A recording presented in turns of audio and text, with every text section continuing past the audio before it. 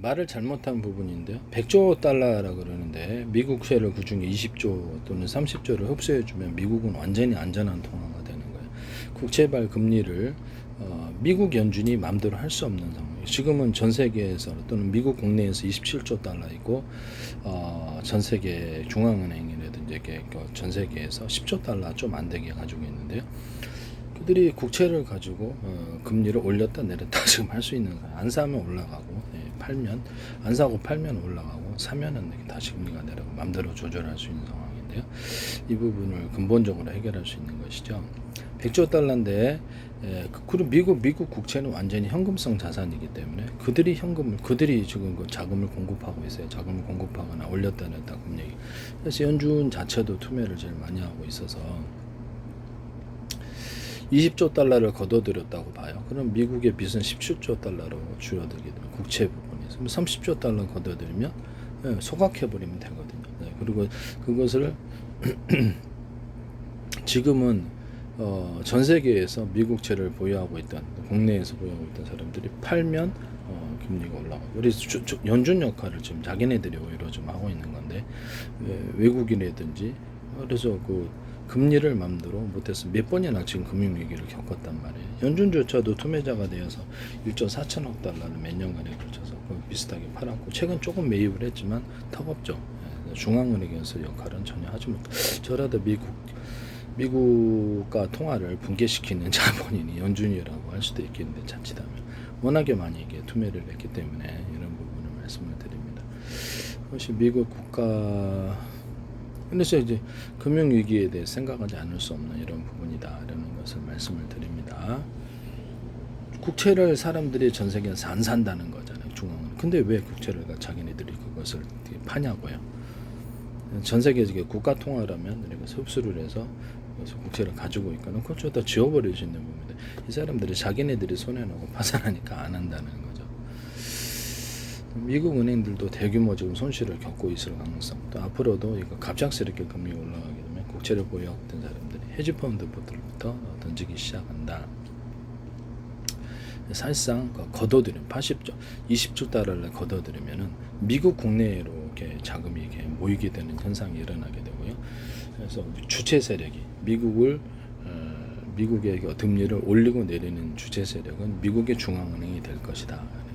유동성을 흡수를 하고 다시 풀고 자본주의 사회에서 점점점 이렇게 자본기 어떤 통화가 많이 발행하는 것은 어쩔 수 없는 특성이 우리나라 강남 이 1970년대 만 원도 안 됐던 이런 토지가 지금은 1억대 다 넘어섰다.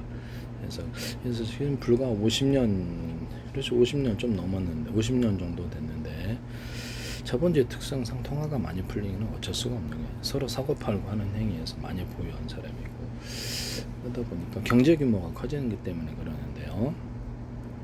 그러면 그 다음부터 미국 국내 27조 달러를 갖다가 미국 국내에서 보유를 하고 있다는 거 아니에요.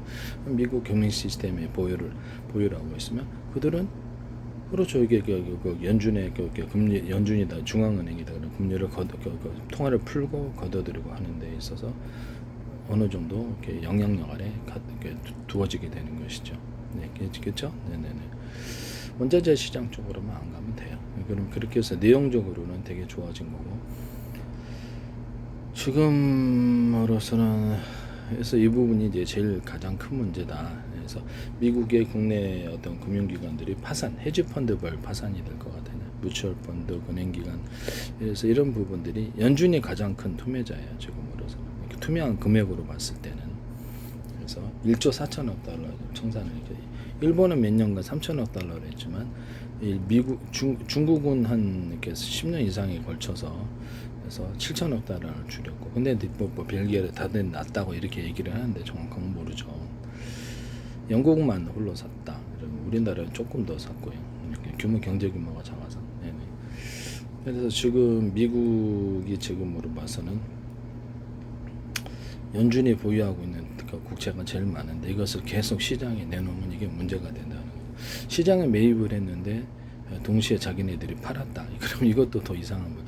전 세계 국가통화은행이면 자기 그냥 계속 갖고 있거나 없앨 장부상을 지워버리거든요. 빚을 내 제로로 만든다는데 그게 국가은행의 매력이죠. 중국은 무한자본으로 키보드를 국가은행으로 싸고 있고, 미국은 전쟁할 때더라도 빌려서 싸우고, 남한테 돈을 채권해서 빌려서 싸우고, 무한저분 대 유한저분의 싸움은 그래서 게임이 안 되는 거죠. 당장 경제전쟁에서는 졌다. 형편없이 졌다. 무역전쟁에서.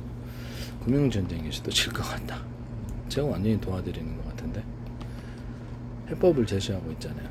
그래서 이것을 사실상 100조 달러인데 20조 달러라는 이렇게 그 국채를 갖다가 고도들 소각을 했을 때 실질적으로 시중에는 80조 달러가 되는 거. 실제로는 근데 어떤 돈을 통화를 발행해서 돈을 바꿔주는 거니까 그건 아닌데, 연준이 앞으로 이제 연준이 아니라 미국 중앙은행이 대부분 미국 국내에 그 자금이 남을 거기 때문에 그것을 27조 달러를 미국 국민들에서 저금리가 장기적으로 어떻게 이루어지고 미국의 모든 자산 가격, 부동산에게 채권 시장 장기로 해서 엄청나게 호황을 누릴 거라는 걸 주식시장까지.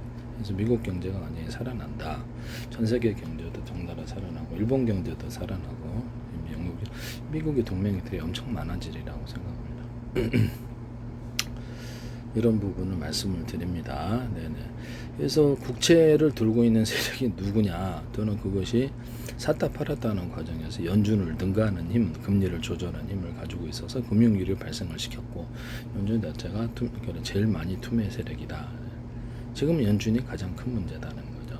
매입을 하더라도 제한적으로 국가 통화가 그렇죠. 국가 통화가 아니다 보니까 자기 손해 나니까 매입을 적극적으로 못 하는 거죠. 자기가 파산하니까. 이게 가장 큰 문제다. 네네네. 빨리 국가 통화로 바꿔야 되는. 이게 절반만 넣기로 하면 돼요. 정부가 이렇게 정부기관이 이렇게 금융 감독을 하거든요. 그래서 제가 보기엔 이걸 할 수 있는 부분인데, 예를 들어 트럼프 행정부하고 미국 의회는 전혀 조치를 취하지 않고 있다. 이런 부분을 말씀을 드립니다. 네네. 그렇죠. 그들의 책임이 되는 거죠.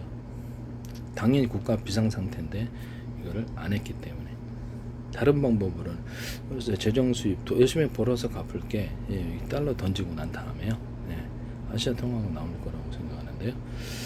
그렇죠. 트럼프 행정부의 틀림없는 책임이고, 또 미국 공화당 민주당 의원들의 틀림없는 책임. 국가 비상사태 때도 그들은 아무것도 안 한 셈이 되기 때문에 국가 통화로 전하는 키보드를 국제 협조에서 근본적으로 위기를 없애버리고 달러 풀어서 전 세계를 다 사버릴 수도 있는데요. 인플레는 걱정할 필요가 없다는 거죠. 식품 물가도 월급 올려달라 이거 소리 못하게 식품 물가를 일부러 더 낮춰줄 수도 있어요. 뭐 사갖고 풀어주면 되죠. 국내에서 생활하는데 돈이 많이 들지 않게 해주면 된다 이 뜻입니다. 석유가스도 인공석유라든지 새로운 신기술로 해가지고 타격을 경쟁체제를 만들어. 어차피 수소경제 나오는